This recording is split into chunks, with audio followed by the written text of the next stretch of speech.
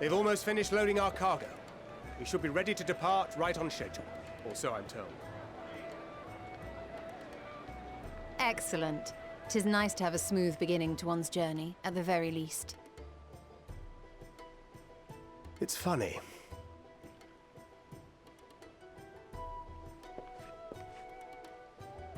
Master Louis Soir came here on a ship very much like this one. And now, years later, the street urchin he befriended that day is bound for his mentor's homeland. With his mentor's grandchildren, no less. Aye. 'Tis upon reflection that every twist of time's river and fate's whims are brought into sharp relief. Thou hast matured much in the intervening years. Wert thou not caught attempting to relieve Master Louis Soir of his purse scant moments after he made landfall upon this dock?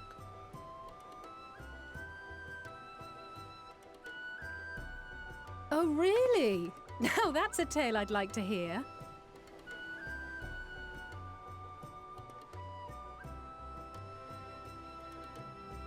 Will this be your first visit to Sharlayan, Sir Estinian?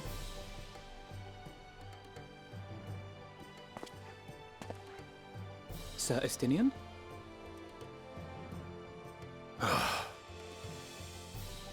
Are we strangers newly met? Why this stiff formality?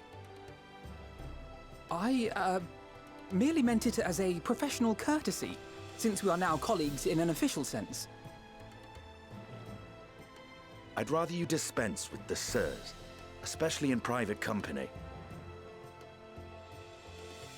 Or I'll be forced to respond in kind, little Lord Alphino. You've made your point, Estinian. Painfully well. Better.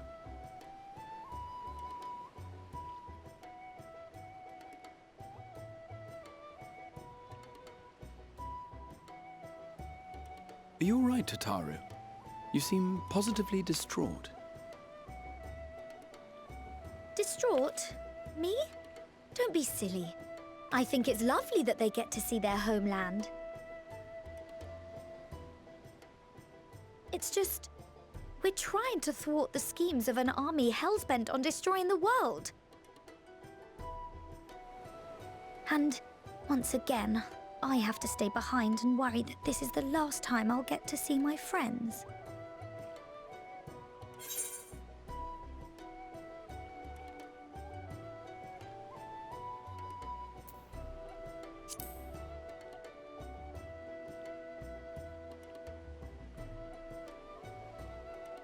I'll hold you to that. Ah, good. You're still here. Hori! Coulternay! What brings you all this way? We're to assist the Maelstrom and the Kobolds with a lunar primal operation, so we thought we'd see you off before heading to the tower. Flamine and the others wish you all a safe journey, and promise that they'll look after things here until you return. We will too, of course. Aye, we, your fellow Scions of the Seventh Dawn, will do our part to ensure the end of the world won't happen on our watch.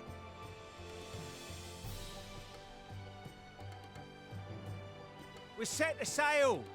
All aboard for Sharlayan!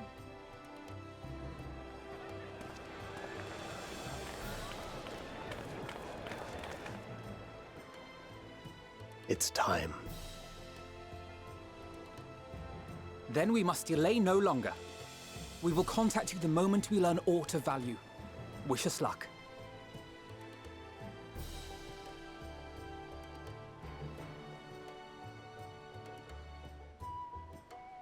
Have a safe journey, and please, please, be careful.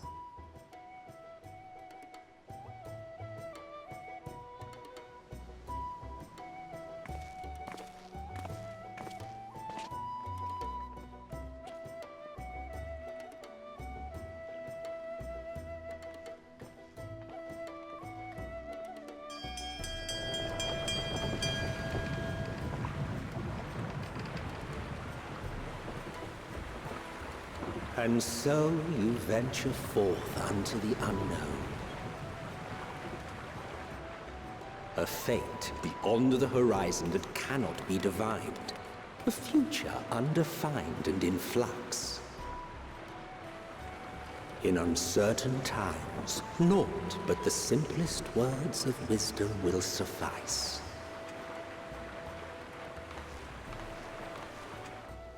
That which lives is destined to die. Love leads to loss. Every beginning has an end.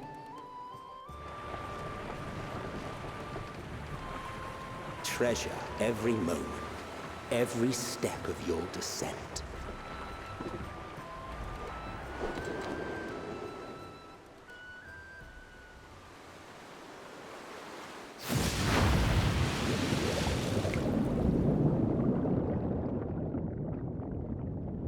And there, in the depths where souls and stars rest, find your truth.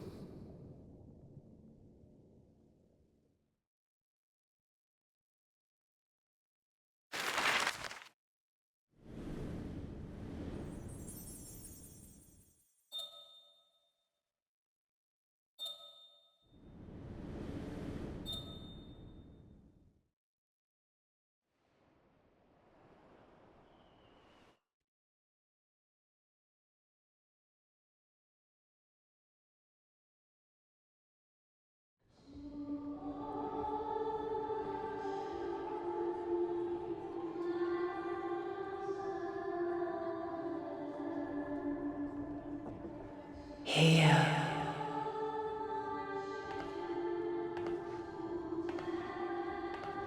Feel.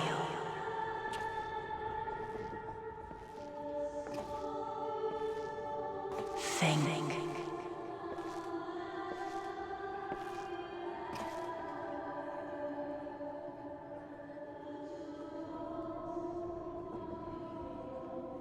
The day has barely dawned, my fellow earlier riser. Though we're hardly alone in that. Envious of those still sleeping soundly, no doubt.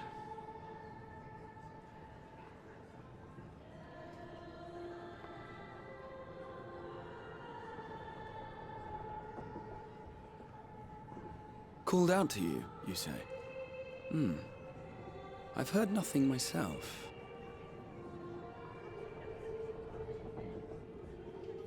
In any case, I dare say the sea air will do you good. Why not join the others on deck? Sharlayan should be coming into view at any moment.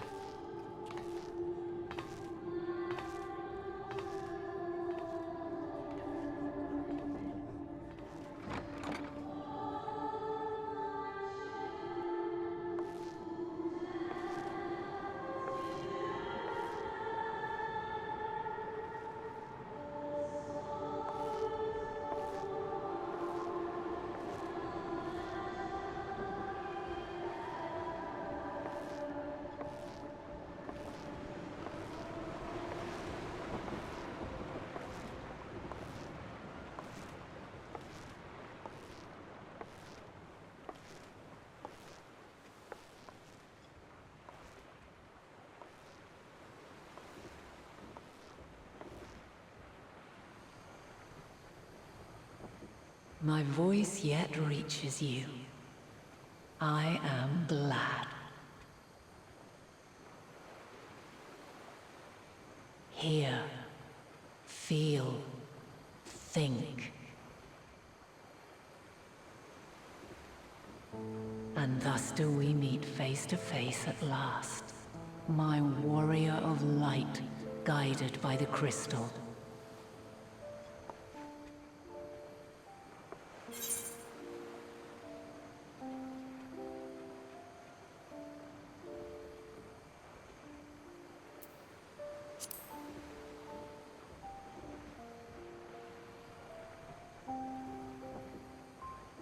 After your sojourn in the First, I believe you have your answer. You have gained an understanding of what I truly am, what Eidolon has always been, a primal.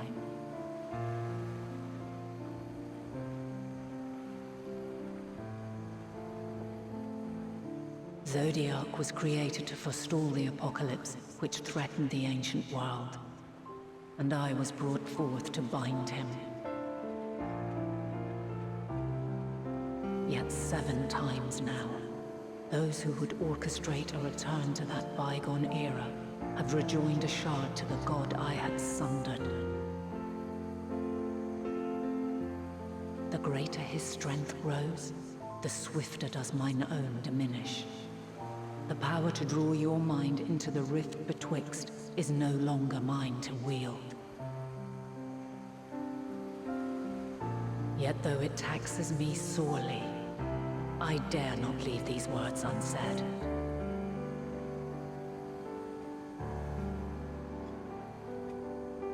Even bereft of my guidance, you and your companions have accepted the burden of this star's troubled past. A conjunction has begun to form, an intertwining of your time and mine.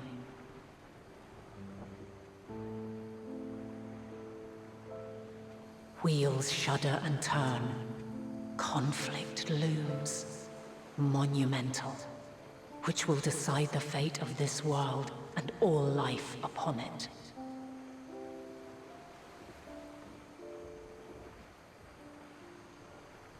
When you truly understand what is at stake, and your journey has prepared you to surmount the insurmountable, then shall I honor the promise made in another time, another age.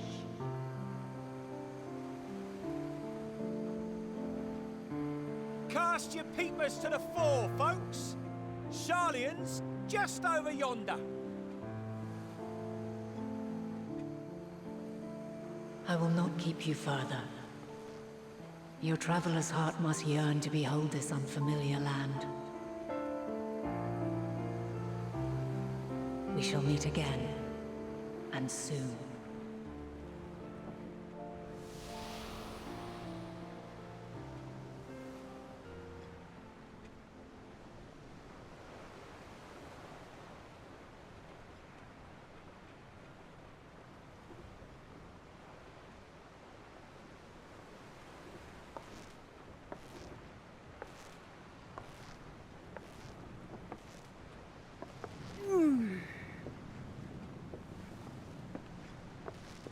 Oh, what a fine morning.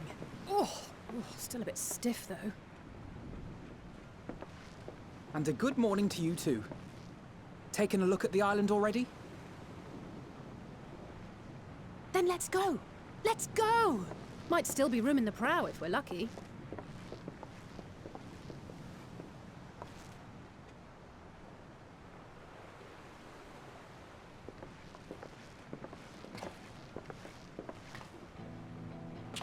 Ah, the sleepers have arisen.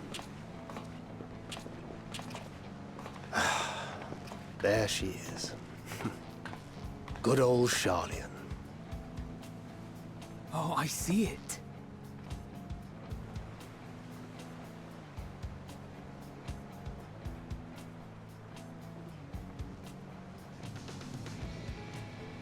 Home. Home at last.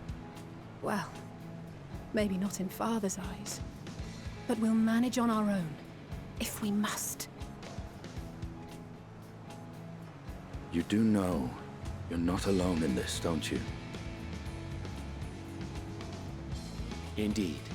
'Tis as Sir Estinian saith. Forget not the comrades who boarded this ship at your side, I prithee.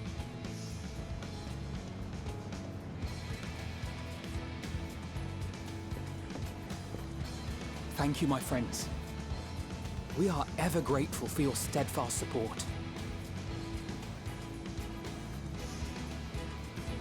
Upon arrival, we will be disembarking into the heart of Sharlayan proper.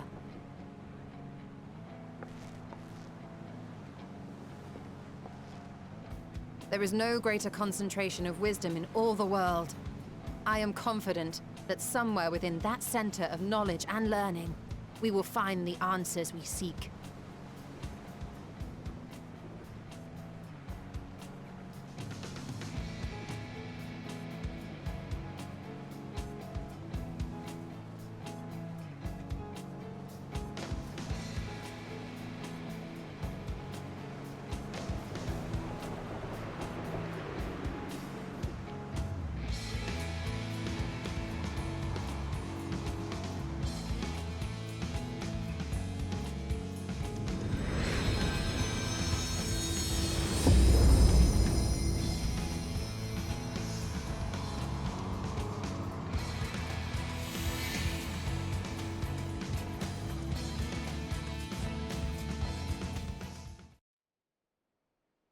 Sharlayan, the solitary island nation of the northern seas. Where under the watchful gaze of Thaliak, patron deity of scholars, academics hoard all manner of knowledge and secrets. Once, they deigned to accept foreign students into a distant colony maintained in the Dravanian hinterlands. How swiftly they abandoned it once the first Garlean boot set hostile foot on Alamegan soil. So averse to the prosecution of war, these men of wisdom, your would-be allies.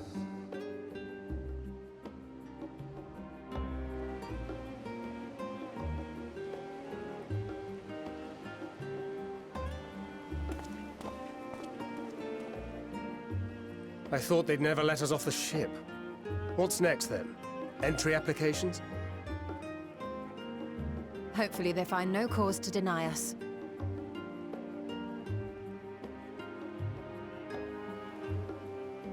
Hasn't Sharlayan all but severed relations with foreign powers?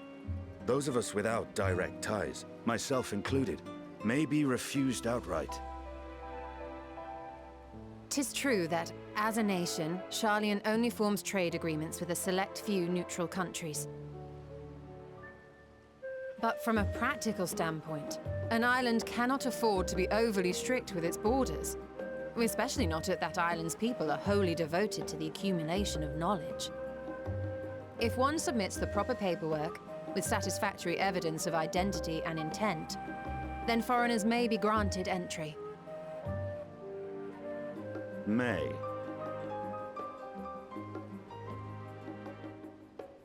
Quite.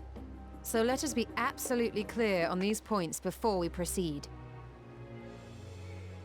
The immigration officer will ask for your affiliation and your purpose of visit. Considering Sharlayan's views on intervention, I strongly suggest we avoid any mention of the Scions.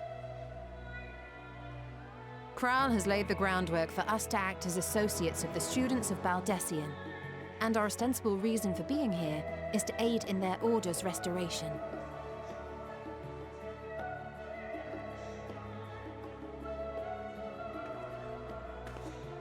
Grahatir, it might expedite our progress should an actual student be seen at the head of our little group.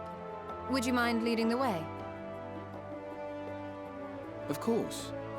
The immigration officers were this way, as I recall. Shall we?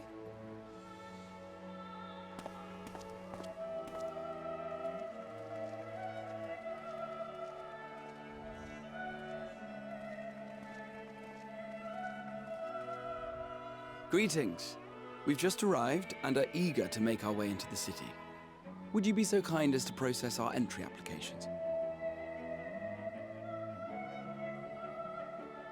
Certainly. I see by your mark you are an Archon. I am. Grahatir of the Students of Baldessian at your service. I was assigned to an Eorzean survey team, but have returned to assist with the reformation of my order. My associates here will provide additional support.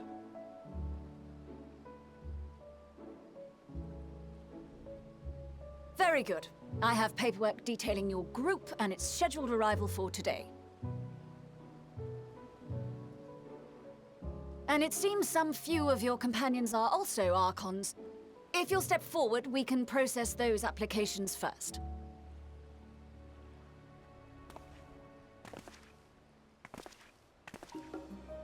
Ishtola rule.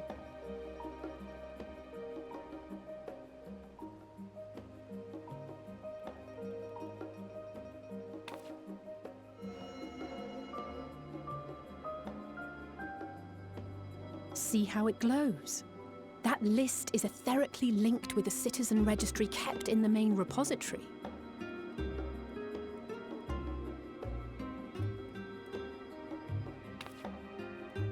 I've confirmed your status as Archons and amended your travel records accordingly. Welcome home. Now, who do we have here?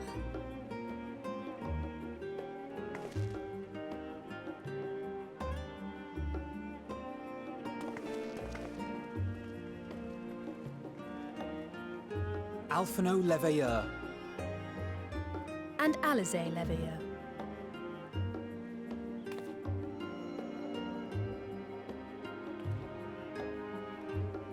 Your applications have also been approved. Having said that, the streets are abuzz with talk of how House Leveilleur's lord disowned his young progeny.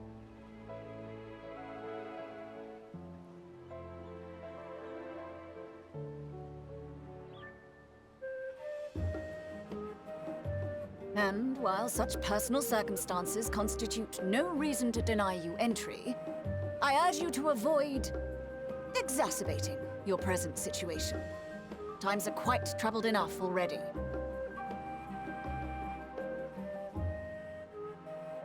We shall keep that in mind.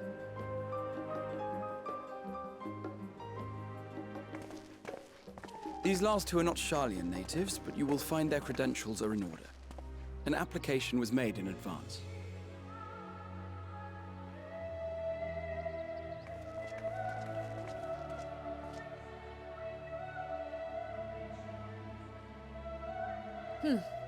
Name and occupation?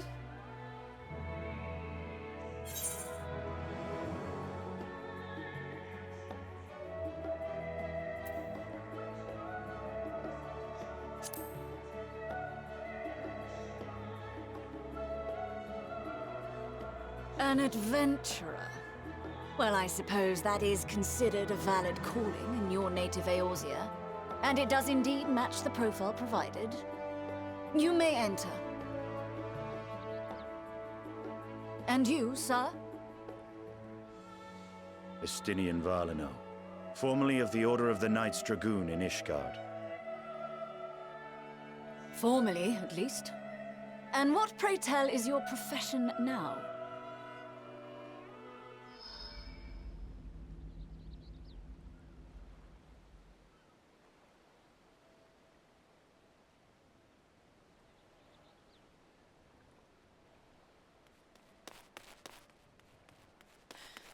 If you'll allow me...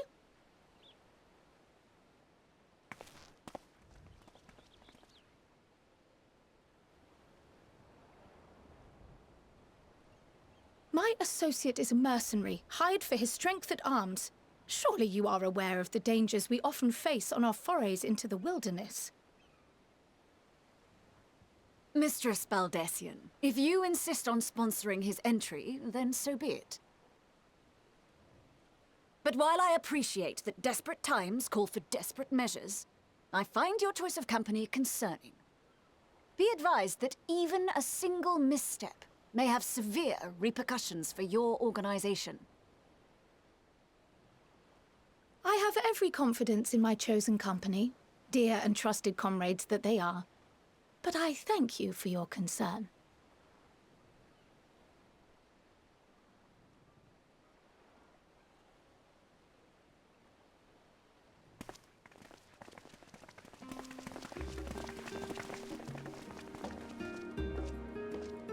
Croyle!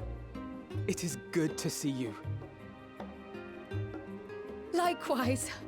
Long voyage notwithstanding, you will seem none the worse for wear. There is much to discuss, but this is hardly the place. Let's be on our way, shall we?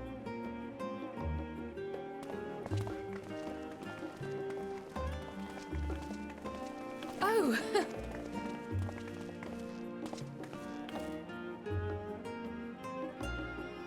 Welcome, friends. to Sharlayan. As your mercenary, I should hope my welcome includes a generous salary. Well, I had to say something, Sir Taciturn.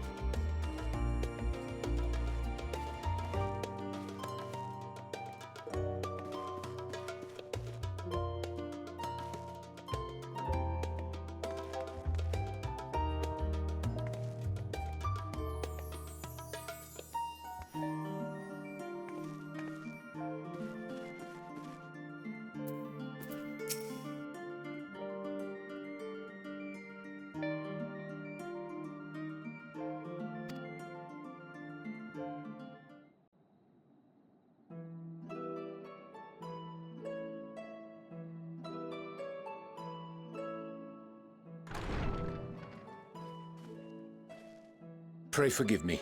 I was delayed. It's fine, Urianger. We're all here now. Let's get down to business then, shall we?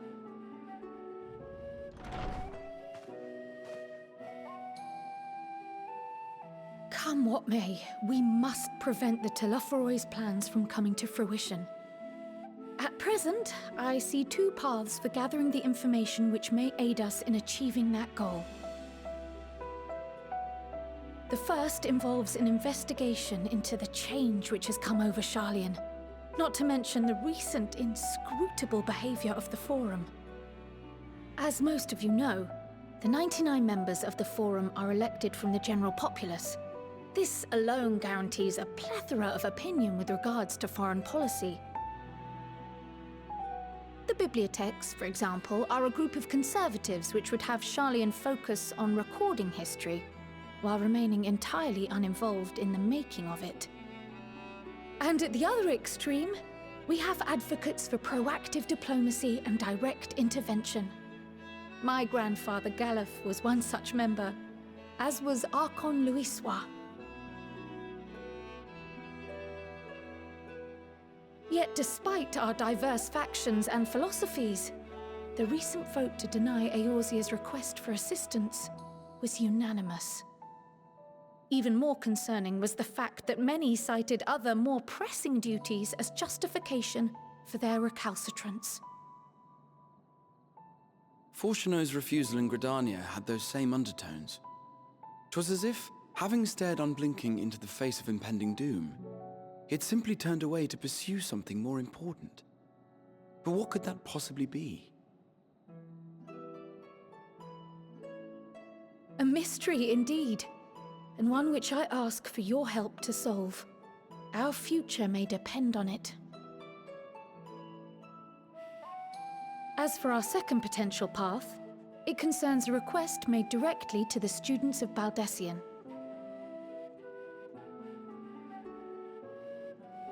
Our organization was founded primarily to study strange and unexplained phenomena the world over. Mysterious relics and ruins, arcane disturbances, and so forth. Compared to our more isolationist Sharlayan colleagues, we have strong connections overseas, namely with scholars and academics who share our passion for the unknown.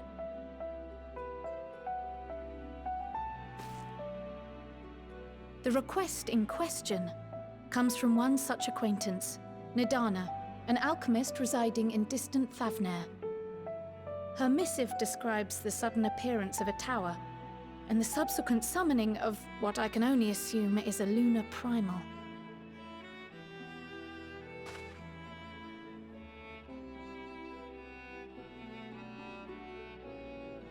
In response to this threat, the satrap of Radzat-Han, the individual who governs the city-state, has instructed the alchemists to find a means to deal with the spire. The artisans of that land are heirs to an ancient tradition, one rather unlike that of their Uldan counterparts. 'Tis possible, nay, probable, that they have gleaned truths unattainable by Eorzea or her Far Eastern allies. They do, in fact, appear to have a strategy in mind, though it will require further research. To that end, they have requested an introduction to a capable warrior shielded by the blessing of light. Assuming we divide our forces to pursue both of Kral's lines of inquiry, then having you join the group heading to Thavnair would seem the obvious choice. But the investigation in Sharlayan is of vital importance as well. Equal, I think, to the Thavnarian one, given that the fate of the world may hinge on the results of both. Yes, it is quite the quandary. Though it is a great imposition and an altogether too common one, our efforts would be more likely to succeed were you to lead the charge on both fronts.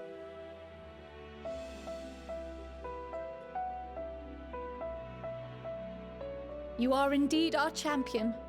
As to which task to tackle first, we will defer to your decision. Let us next decide how everyone else might best be assigned. As for myself, I shall continue what I've begun in Sharlayan. I should also like to steal the services of an Archon or two. And thereby gain access to a greater range of reading material. I will help with that. Allow me to offer my assistance. I have some small amount of experience in the field of research.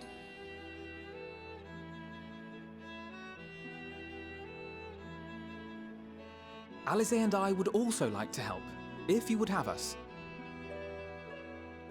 Anything to understand even a fraction of what our father and the Forum might be thinking.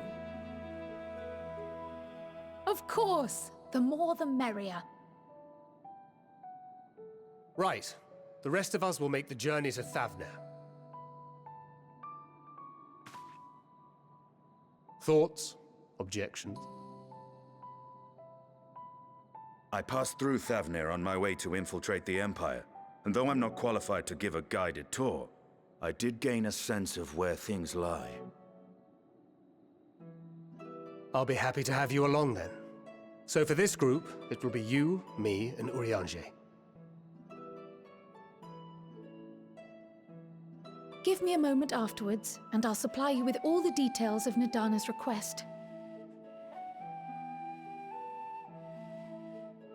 Consider this hall our rendezvous point once our respective tasks are complete. May our investigations prove fruitful.